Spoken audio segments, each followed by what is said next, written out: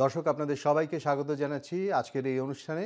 আমরা আজকে কথা বলছি টি-20 বিশ্বকাপ 2024, যেখানে সহ আয়োজক হিসেবে রয়েছে যুক্তরাষ্ট্র এবং ওয়েস্ট ইন্ডিজ। আমরা আজকে যে খেলাটি নিয়ে কথা বলবো সেটি হচ্ছে বাংলাদেশ এবং দক্ষিণ আফ্রিকার মধ্যেকার খেলা, যেটি 10ই June New York Nassau County International Cricket স্টেডিয়ামে অনুষ্ঠিত হতে যাচ্ছে। আজকে আমার সাথে অতিথি হিসেবে রয়েছেন বাংলাদেশ জাতীয় ক্রিকেট দলের সাবেক সদস্য ইউসুফ রহমান বাবু, যিনি 70 এবং 80-র দশকে বাংলাদেশ জাতীয় ক্রিকেট দলের ওপেনিং ব্যাটসম্যান ছিলেন এবং 1982 সালে বাংলাদেশ দলের পক্ষে তিনি আন্তর্জাতিক মঞ্চে প্রথম বাংলাদেশি ক্রিকেটার যিনি আইসিসি ট্রফিতে শতক হাঁকিয়েছিলেন, এবং সেটি হাঁকিয়েছিলেন তিনি পাপুয়া নিউগিনির বিরুদ্ধে। চলুন আপনাদের এখন নিয়ে যাচ্ছি আমাদের অতিথি, টেক্সাস অস্টিন থেকে যোগ দিচ্ছেন ইউসুফ রহমান বাবু। ইউসুফ রহমান বাবু, আপনি বাংলাদেশ দলের ওপেনিং ব্যাটসম্যান ছিলেন। আপনি একজন ব্যাটসম্যান, বোলিংও করেছেন প্রচুর, কিন্তু ব্যাটসম্যান হিসেবেই আপনাকে সবাই বেশি চেনে। এই টপ অর্ডার ব্যাটসম্যানদের মধ্যে আমরা যদি বলি যে একটা ম্যাচের কথা বলি, ভারতের সাথে বাংলাদেশ যে ম্যাচটি খেলেছে সম্প্রতি, এবং সেই খেলায় আমরা দেখেছি যে কীভাবে সৌম্য সরকার, লিটন দাস এবং অধিনায়ক নাজমুল শান্ত তিনজনের উইকেটটি পড়ল। আমরা যদি আপনার কাছে প্রথমেই জানতে চাই সৌম্য সরকারের আউটটি সম্পর্কে। সৌম্য বাঁহাতি ব্যাটসম্যান এবং বলার ছিল বাঁহাতি, এবং সেই আউটটা নিয়ে আপনি একজন ব্যাটসম্যান হিসেবে যখন খেলাটি দেখেন, আপনি নিশ্চয়ই কল্পনা করেন যে ওই বলটি কিভাবে খেলা উচিত ছিল। ইউসুফ ভাই, আপনি কি একটু বলবেন? দেখেন, একটা ব্যাটসম্যান যখন ব্যাটিং করতে যায়, ওর দুটো জিনিস তাকে ইমিডিয়েটলি যাচাই করতে হয়। প্রথম হচ্ছে the bounce of the wicket and the pace of the wicket. তারপরে মনে করেন রাইট হ্যান্ডার যদি ব্যাটসম্যান হয় কিংবা লেফট হ্যান্ডার যদি হয়, তার এগেনস্টে কে বল করছে, একটা রাইট হ্যান্ডার করছে না লেফট হ্যান্ডার করছে। আমি সৌম্য সরকারের কথা বলছি। Soumya Sarkar is a left hand bat. Soumya সরকারের যে nature of batting, it's aggressive, is an attacking player, যার জন্য ওকে টি-20তে খেলানো হচ্ছে যে he will get quick runs in the power play, এবং এই মোটিভটা নিয়েই তাকে টিমে অন্তর্ভুক্ত করা হয়েছে। কিন্তু ওর বিগেস্ট ফল্ট সেটা হচ্ছে being a left hand batsman and you have a left arm fast bowler coming in to bowl, which is Arshdeep Singh, the ball will naturally move away from you. That means আর আর যে বোলারটা যে বল করবে, এটা সৌম্য সরকারের জন্য একটা outswing delivery হবে। Very rarely আপনি দেখবেন যে একটা লেফট আর্ম ফাস্ট বোলার এসে ইন সুইং বল করছে। Unlike somebody like Wasim Akram, you have to be exceptionally good. তো ওর জন্য এটা আউটসুইং বোলার হিসাবে the basic thing about batting is you must get in line. You must get in line, এবং ও যেহেতু ওকে মাথায় ঢুকিয়ে দিয়েছে স্ট্রাইক রেট এবং অ্যাগ্রেশন, ওর লেফট পার্ট আপনি যদি খেলার রিপ্লেটা দেখেন ওর আউটটা, আপনি দেখবেন ওর যে left foot, the foot behind the rear foot, যেখানে সে ব্যাটিং স্টান্স থেকে শুরু করেছে ওখানেই আছে।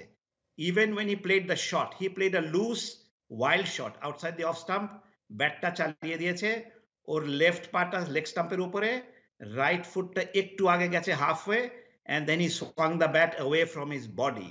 So the ball left him pitching outside the off stump, went further, he took the edge. ও যদি মনে করেন ওর লেফট ফুটটা যদি লাইনে আসতো অফ স্টাম্পে, তাহলে কিন্তু ওই বলটা মিডল অফ দ্য ব্যাট হতো। So that's his basic movement mistake. Somebody needs to talk to him. একটা কথা একটু জিজ্ঞেস করি, সেটা হচ্ছে এই মুভমেন্টটা যেটা আপনি রিয়ার ফুট যেটা বলছেন, বাঁহাতি ব্যাটসম্যানের ক্ষেত্রে বাম পা, ডানহাতি ব্যাটসম্যানের ক্ষেত্রে ডান পা। আমি লিটন দাসের আউটটা নিয়েও কথা বলবো, সেই জন্য বলছি এইটা কোন সময় মুভমেন্টটা করতে হবে বলারের হাত থেকে বলটা যখন। The perfect time to make that movement is when the bowler has gathered. তার মানে সে অলরেডি চড়েছে, okay, he is already gathered. কারণ আপনি তার আগে মুভমেন্ট করলে কি হবে, বোলার তখন বুঝবে he is moving to the right, bowler can change his strategy. আপনি যখন বোলারটা যখন উঠবে তখন যদি মুভ করেন না, বোলার কিন্তু অলরেডি মেন্টালি লকড যে কোথায় সে বল করবে। So you are already one step ahead of the bowler. That is when you make the move. ওর আগে করলে you are giving the bowler your movement, your strategy, পরে করলে তো ইটস টু লেট। আচ্ছা, আপনি আপনি রিয়ার ফুটের কথা বলছেন, কিন্তু ফ্রন্ট ফুটের ব্যাপারটা সেটা সেটা কি? আপনার মুভমেন্টটা হচ্ছে back and across. That means you are not just going across. আপনি স্টান্স নিচ্ছেন স্টাম্পের ক্রিজের বাইরে। আপনি ব্যাক অ্যান্ড অ্যাক্রস যাবেন, right foot with should go to the off stump. Two reasons, একটা হচ্ছে আপনি জানেন আপনার অফ স্টাম্পটা কোথায়, and you must protect your off stump. If you know where your off stump is, you know which balls to play, which ones not to play. Now, in a T20 cricket, the objective is to play every ball, তাই না? Because you are going after runs. আপনি যদি জানেন যে of স্টাম্পের উপরে আপনি বল আপনি পা নিয়েছেন and the ball is away from the body, then you don't play a defensive shot. You are already narrowing the swing. That means more chances of the impact, যে ব্যাটে বল লাগবে। আপনি যদি মুভমেন্টটা না করেন, তাহলে আপনি কি বলের সঙ্গে আপনার ডিস্টেন্সটা আরো বেশি করে দিচ্ছেন। So most likely you will get an edge, which Soumya Sarkar got. এটা হচ্ছে ব্যাক ফুটের। ফ্রন্ট ফুট হচ্ছে কি, ফ্রন্ট ফুটটা কিন্তু ব্যালেন্সে থাকে। ফ্রন্ট ফুটটা পুরো বডিটা কিন্তু ব্যালেন্সে থাকে, যে পুরো weight does not get transfer totally on the back foot. It has to be in a balance, কারণ আপনি তো জানেন না বলটা কি উপরে আসবে না শর্ট করবে। ব্যালেন্সে থাকলে then you make the movement. If it's a short ball you go back, if it's a ball up to you you go forward. এটা হচ্ছে basic of playing fast bowling. আচ্ছা, আমরা কি এবারে, হ্যাঁ, এবারে একটু লিটন দাসের আউটটা নিয়ে কথা বলি। লিটন দাসের প্রবলেমটা হচ্ছে হ্যাঁ, বল left arm bowler, for him it's an inswinger. বললাম না ও উল্টা সাইডে বল করে না, it's an inswinger coming in to him. লিপন্ডারের বিগেস্ট মিস্টেক হচ্ছে যে হি ডিড নট মুভ, ও ক্রিজে দাঁড়ায় খেলছে। তো যখন আপনি ক্রিজে দাঁড়ায় কোনো মুভমেন্ট নাই, আপনার ব্যাট অ্যান্ড বলে গ্যাপ হয়ে যাবে, বুঝছেন? So he did not move at all. ও একটু শাফল করছে, একটু মিডল স্টাম্পের দিকে আসছে, বাট ও লেফট ফুট কোথাও যায়নি, ও জায়গায় দাঁড়ায় ক্রিজের মধ্যে ছিল। And by the time he realized it was too late, the ball came in. It was too late. He would either have been bowled হয়েছে or he would have been LBW. কারণ ব্যাটে তো bat is away from his body. So that's his mistake. এবং মনে হলো যে তিনি বেশ আশ্চর্য হলেন বলটা যখন শান্তর ইনসুইং mistake, করলো। হ্যাঁ, না বল তো লেফট আর্ম তো ইনসুইং হবেই, ও তো নন স্ট্রাইকার এন্ডে ও দেখেছে ফার্স্ট ওভার।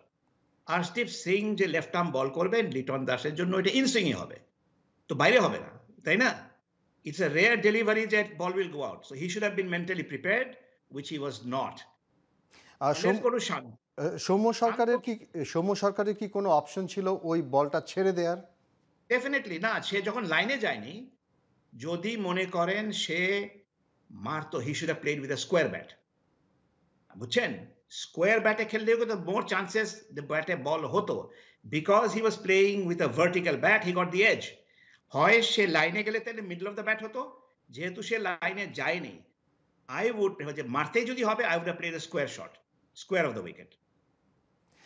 বাংলাদেশের টপ অর্ডার ব্যাটসম্যানরা আমি যেহেতু, শান্তর কথা বলি, জি, শান্তর কথা ইম্পর্টেন্ট কেন, এই নিউ ইয়র্কের পিচ কিন্তু hybrid pitch, but it is a raw pitch.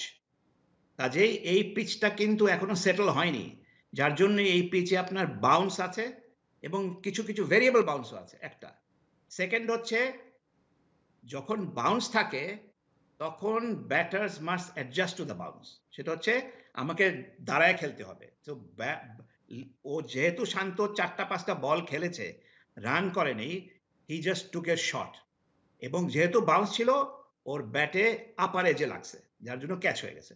So the bounce of the wicket is important. You must know যে বলে যদি বাউন্স থাকে তাহলে আমি কিভাবে খেলবো। শান্তর অপশনটা কি ছিল? যেই শটটা খেলেছে সেটা না খেলে ওর না, আর সেটা কি তার অপশন ছিল? অপশন ছিল, he should have played either, because ও তো আপনার বডির পজিশনটাও ঠিক ছিল না, ও তো ফ্রন্ট ফুটে হাফ হয়ে গিয়ে ব্যাট চালাই দিছে। বরঞ্চ যদি ব্যাক ফুটে যেত and away from the body হয়ে যদি স্কোয়ার স্ল্যাশ খেলতো, he would have a better chance. আচ্ছা, বাংলাদেশ দলের বোলিং নিয়ে আপনার কি ভাবনা? See, বোলিং আমাদের, to be quite honest, is mediocre. আপনি যদি স্ট্যান্ডার্ড দেখেন, ইটস মিডিওকার। কারণ এইসব ট্র্যাকে unless our bowlers get assist, এবং ইটস নট দ্যাট, ইভেন টি-20 ক্রিকেটে প্রত্যেকটা দলেরই কিন্তু বোলারদের উপরে প্রেশার। কারণ আপনি দেখেন আইপিএল দেখেন, সবখানে ওরা চেষ্টা করে ব্যাটিং উইকেট তৈরি করার জন্য ইন ফেভার অফ ব্যাটসম্যান, কারণ রান না হলে তো খেলার মজা নাই। 20 ওভারের খেলা, দর্শক আসবে, যদি রান না হয় তাহলে কি দেখবে? সো নিউ ইয়র্কের উইকেটে আমি মনে করি ইট উইল ফেভার বোলার্স। কারণ নতুন উইকেট, এটাতে বাউন্স আছে। আপনার নট অনলি দ্যাট একটু ভেরিয়েবল বাউন্সও আছে এবং বল গ্রিপও করে। So I believe it will favour bowler. তারপরে আউটফিল্ডটা কিন্তু খুব স্লো। স্লো এই কারণে এটার তো ১০০ দিনে আপনার পুরো জিনিসটা তৈরি করেছে মাঠটা, স্টেডিয়ামটা। এটা অনেক স্যান্ড বেস আছে। Therefore the wicket is very slow. ওখানে আপনার ৪-৬ মারাটা unless you hit sixes, boundaries will be hard to come by. So আমাদের যে বোলিং আছে, বোলিং এর পেনিট্রেশনটা আমি মনে করি কম। আমাদের প্রথম মনে করেন নিউ ইয়র্কে যে সাউথ আফ্রিকার সঙ্গে খেলা হবে, it will be a bowlers wicket. দক্ষিণ আফ্রিকার দল সম্পর্কে আপনার কি মনে হচ্ছে? দেখেন দক্ষিণ আফ্রিকা দল কিন্তু বরাবর প্রত্যেকটা ওয়ার্ল্ড কাপে একটা কন্টেন্ডার, ভালো দল। ফর হোয়াট এভার রিজন ওরা লাস্ট মিনিটে ফসকে যায়, দে লস্ট। কিন্তু এই দলটা কিন্তু ভালো ভালো প্লেয়ার, এক্সপিরিয়েন্স টি-20 প্লেয়ার্স, আইপিএল এ অনেকে খেলেছে, বাইরে খেলে। So they are experienced. Batting strength খুব ভালো আর বোলিং স্ট্রেংথও খুব ভালো। আপনার শুধু তাবরেজির কথা বললেন, ইভেন মাহারাজ যে আছে, he is also very good spinner. But খেলাটা হচ্ছে কোথায়? খেলাটা হচ্ছে নিউ ইয়র্কে, হুইচ ইজ গোয়িং টু মানে favour South Africa more than Bangladesh, because সাউথ আফ্রিকার পেস অ্যাটাকটা ইজ ডেঞ্জারাস, তাই না? প্লাস ওদের স্পিনার্স বেটার। তো কাজেই যেহেতু নিউ ইয়র্কের মাঠে খেলাটা আপনার যে পিচটা আছে, এটাতে বাউন্স আছে, অ্যান্ড দেন মাঠটা আউটফিল্ডটা স্লো। তো ওখানে ৪-৬ কিন্তু ওটা আমাদের এগেনস্টে যাবে বাংলাদেশের।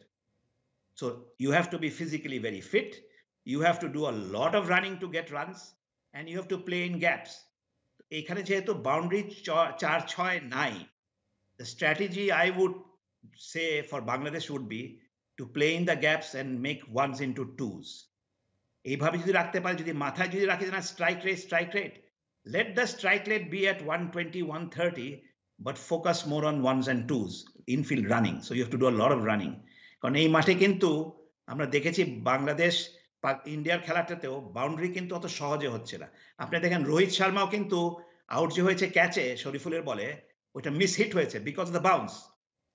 So boundary is not easy, you have to do a lot of running. So Bangladeshi batsman should not say যে ঠিক আছে আমি ৬ ওভার পাওয়ার প্লে, আমাকে ৪-৬ মেরে আমাকে ৪০ রান করতে হবে। Why don't you get that 40 or 45 getting in ones and twos? Then we set up a base. Then we look at a situation, তখন একটা চান্স হবে। এ So পর্যন্ত I think that should be the strategy. এ পর্যন্ত যে খেলাগুলো হলো এবং যেগুলো আমরা দেখলাম বিভিন্নভাবে টেলিভিশনে বা সোশ্যাল মিডিয়াতে, তাতে কিন্তু একটা জিনিস আমার মনে হয়েছে যে বাংলাদেশ দলকে, ব্যাটসম্যানদেরকে বিশেষ করে ব্যাটিংয়ে বল দেখে খেলতে হবে। অনেক সময় মনে হয়েছে যে বাংলাদেশের ব্যাটসম্যানরা বল আসার আগেই ঠিক করে ফেলেন যে তারা মারবেন এবং কিভাবে মারবেন, কিন্তু বলটা দেখে অন্যরা কিন্তু অন্য দলের ব্যাটসম্যানদেরকে কিন্তু আমি দেখছি বলটা দেখে সেই অনুযায়ী শটটা নিচ্ছে। Application, mental application. হ্যাঁ, কিন্তু বল আসার আগেই যদি আমি ঠিক করে ফেলি, না, প্রি-ডিসাইডেড আপনি করতে পারবেন না, specially on a pitch which has variable bounce. Yusuf Rahman Babu, জি, আজকে আমাদের সময় শেষ।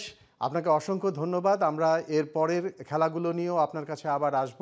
ততক্ষণ পর্যন্ত আপনার কাছে বিদায় চাইছি। Thank you for having me. দর্শক, এতক্ষণ কথা বললাম ইউসুফ রহমান বাবুর সাথে। আপনাদের সবার কাছ থেকে এখন বিদায় চাইছি আমি আহসানুল হক।